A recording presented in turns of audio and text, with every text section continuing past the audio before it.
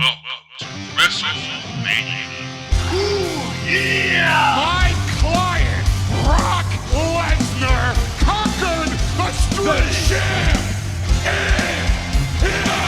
I am the best in the world. I just had an out-of-body experience. An era that's rated R. You will never be the same again. The spirit of Ultimate Warrior will run forever.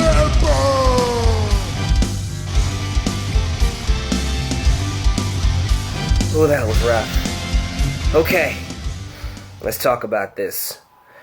Hi, it's your boy, Alyx, man, and you are watching my WrestleMania review series. Eventually, I knew I was gonna have to rewatch this piece of crap, and it was time. I put it off long enough. Let's talk about WrestleMania 27. Ironically, it was called the biggest WrestleMania ever, and it's one of the worst WrestleManias ever. Oh my god, it's a horrible show. It's so bad. Now, is it as bad as WrestleMania 9? I'm gonna say no, but it's number 2. Definitely the second worst WrestleMania. And yes, it is worse than WrestleMania 11, which comes in at number 3. So if you ask me, Alyx, man, what is your worst, or in your opinion, what are the worst WrestleManias? I would tell you WrestleMania 9, WrestleMania 27, and WrestleMania 11. This show sucked. And it's very depressing, considering WWE wasn't that bad in 2011. Oh, it had its share of crappy things. Don't get me started on the anonymous general manager. A freaking laptop ran the shows.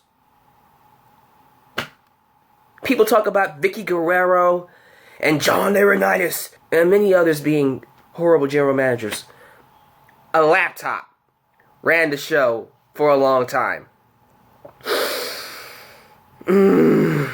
So other than that, 2011 wasn't so bad. But this WrestleMania, I'd rather not go back and watch it again. I can't believe how bad this show was. The Rock returned. He made his return this year, and it was one of the best returns, period. I love that return. Came out, talked about how John Cena was fruited pebbles. I love his shtick. We went from Austin 316 to the dominant and iconic "Can you smell what the Rock is cooking?" all the way to "You can't see me." It was awesome. It was cool seeing him host WrestleMania, because honestly, he was one of the best parts of this horrible show. If he wasn't here, I can't imagine how bad this show would have been. He didn't save it, but he made it better than what it could have been. Yeah. Oh yeah, it was that bad. This was also Edge's final WrestleMania. Not too long after this, Edge has to retire due to a neck injury that WWE said was way too severe. It was way too serious for him to wrestle again. I think the very next year, he goes into the Hall of Fame. So, congratulations, Edge. It's sad that he had to retire as early as he did, but that's the life of a professional wrestler. That really is how it is nowadays.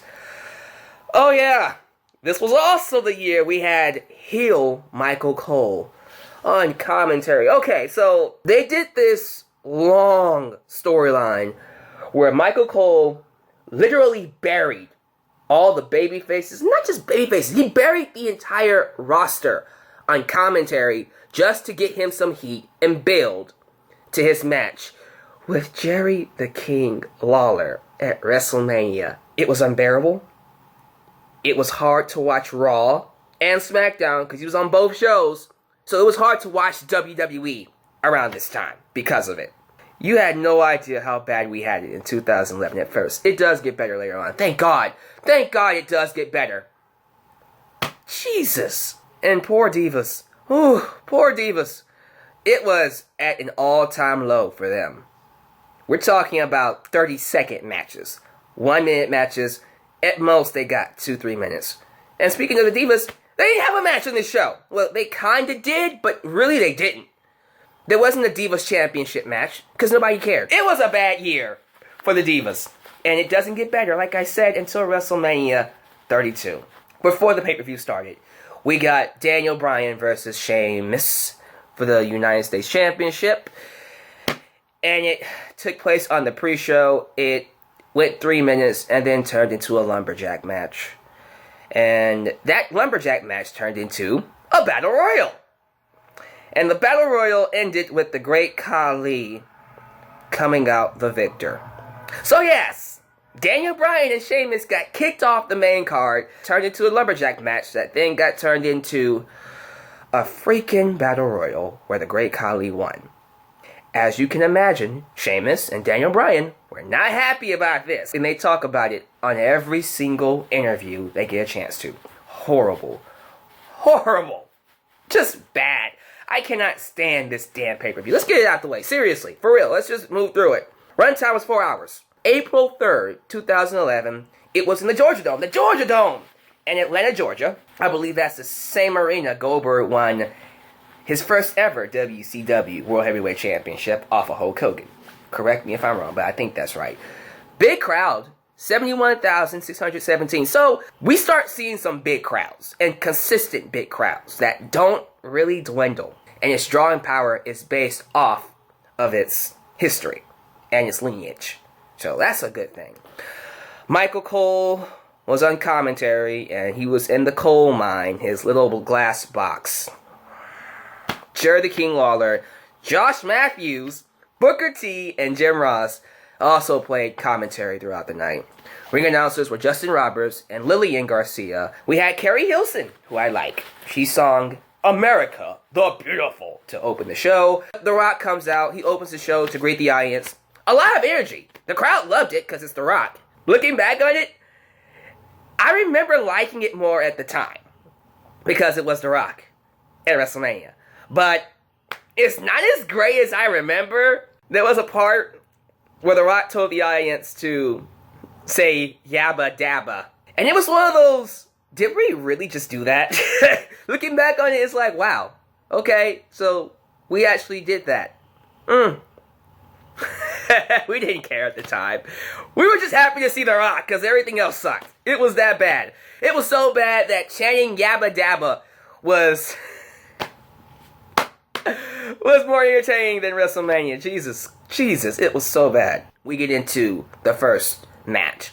WWE World Heavyweight Championship. Edge with Christian taking on Alberto Del Rio. Personal ring announcer Ricardo Rodriguez and Brodus Clay. I completely forgot about Brodus Clay. I forgot he even existed. Solid match. It was a fun opener. Got the crowd excited. Nothing else really to say about it. I appreciate it more for being Edge's last match. So I can't really hate on it that much. Speaking of Del Rio, they gave him a rocket ship push this year. He won the 40-man Royal Rumble, and then would later go on to win Money in the Bank and become a WWE champion. 2 times.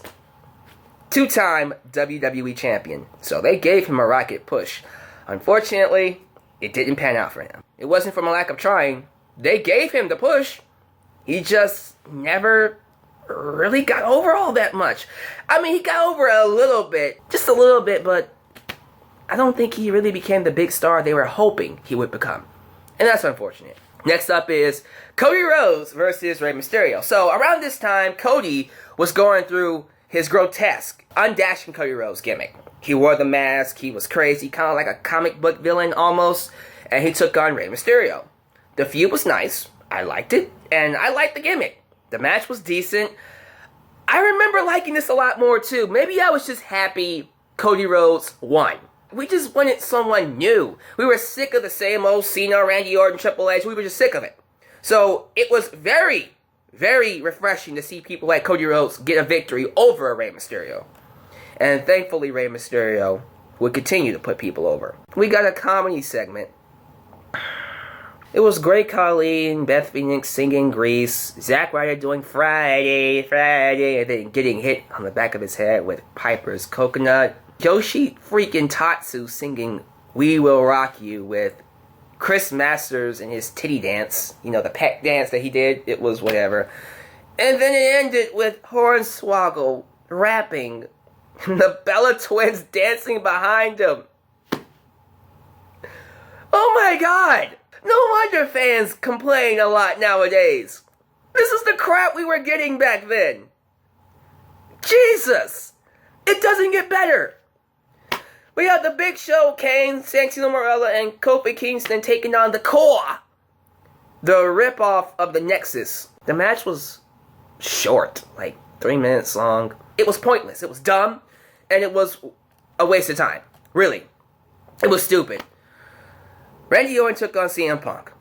Now, I expected this match to be a lot better than what it was. This was one of those instances where Randy Orton just wasn't trying. Seriously, Randy Orton, I remember not liking him so much in 2011. And watching this match, I think I remember why. He didn't care. He didn't try. He was complacent.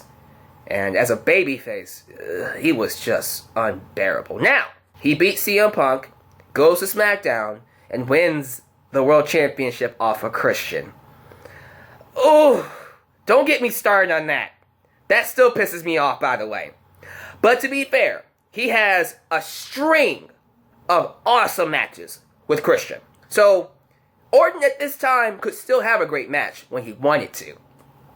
But when he didn't have to, he didn't. CM Punk, however, would go on to bigger and better things. He drops his legendary pipe bomb in June and begins the Summer of Punk, completely flipping the WWE on its head and becoming one of the biggest stars to ever walk in that company.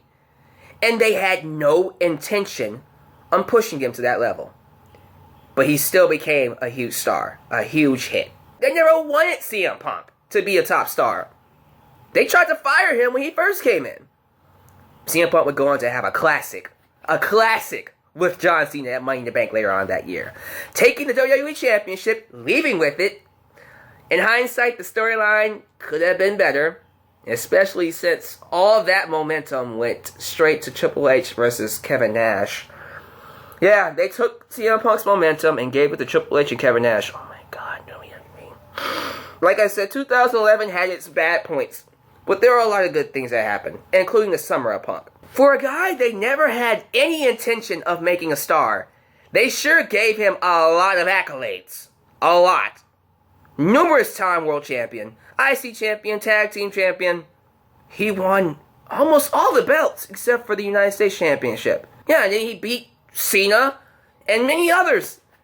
He had a pretty good run in WWE. I can't say they buried him. They tried. Didn't work. That's for sure. I'm stalling on purpose because I have to talk about this. Oh my god, this freaking match. One of the worst WrestleMania matches ever. Michael freaking Cole versus Jerry the King Lawler. We had Jack Swagger. We had Stone Cold Steve Austin as a special guest referee. They tried to put as many bells and whistles around this to make it worth watching.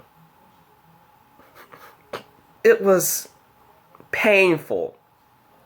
It was supposed to be 2-3 minutes. Lawler goes in there, kills Cole, and then we move on. That would have been great. Especially since we've gotten so much heat on Michael Cole. That would be the best way to go with it. But no, instead, we went through 30 minutes. 30 minutes of pain and suffering that I wouldn't put my worst enemy through. It was terrible. It was a nightmare. And then to make matters worse, it ends in the worst, most bullshit way any match could end in. So, Lawler wins the match by making Cole tap out to the ankle lock. Whatever. And then the anonymous GM reverses the decision because Austin put his hands on Jack Swagger or overstepped his boundaries as a referee. And Michael Cole ends up winning the match.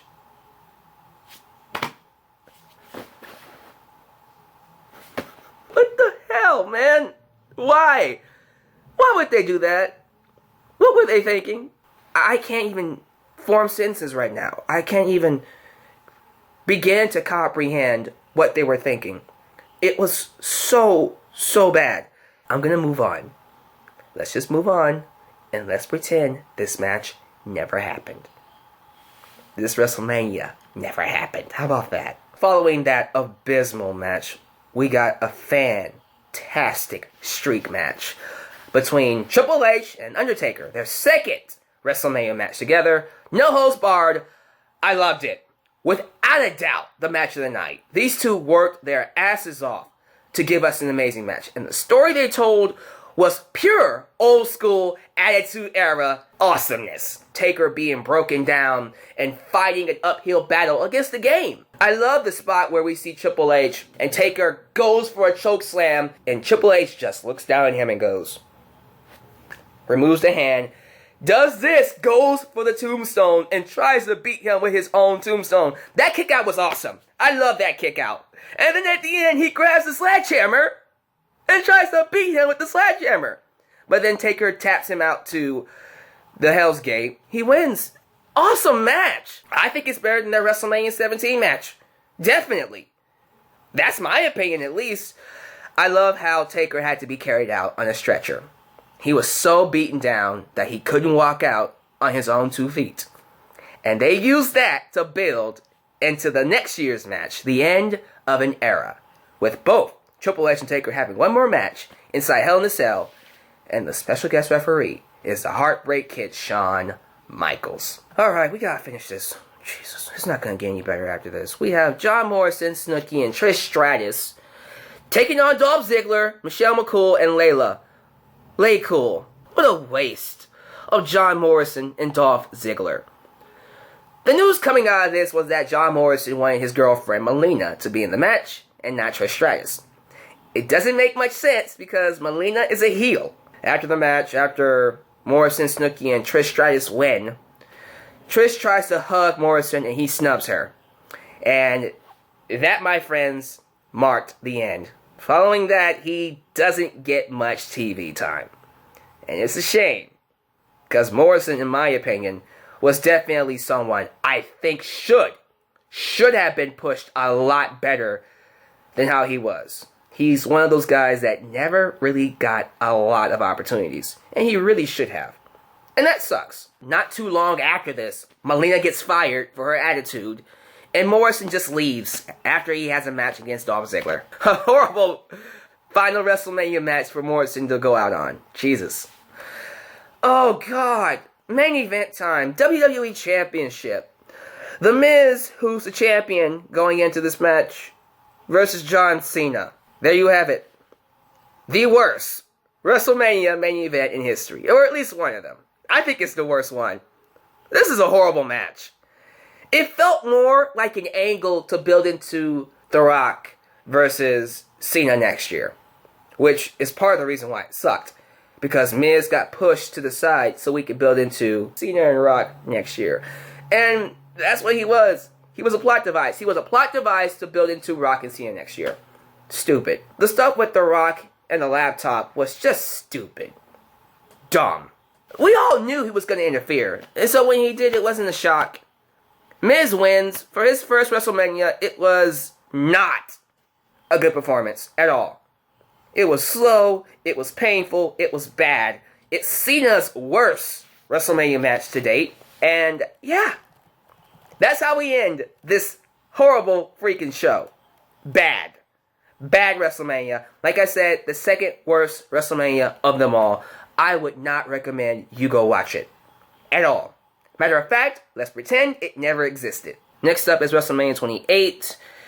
Thank you guys for watching this horrible WrestleMania and watching me talk about it. I do it for you, so this better get a lot of views. Shoot. Catch you guys next time in the X-Man's World. I'm out of here. Peace.